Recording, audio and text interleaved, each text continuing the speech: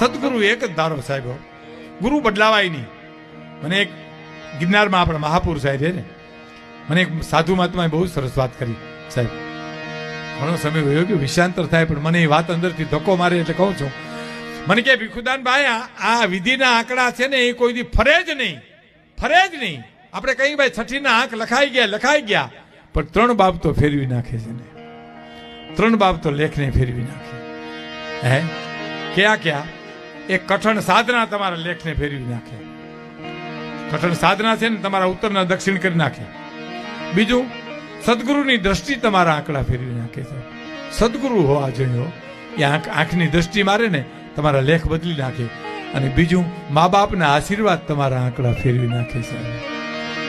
મા અને બાપ એમ કે બેટા તારું સારું થાય તો ન થવાનું હોય તો થાય સાહેબ. એટલે તો આપણે કીધું છે, એ જ ઘરમાં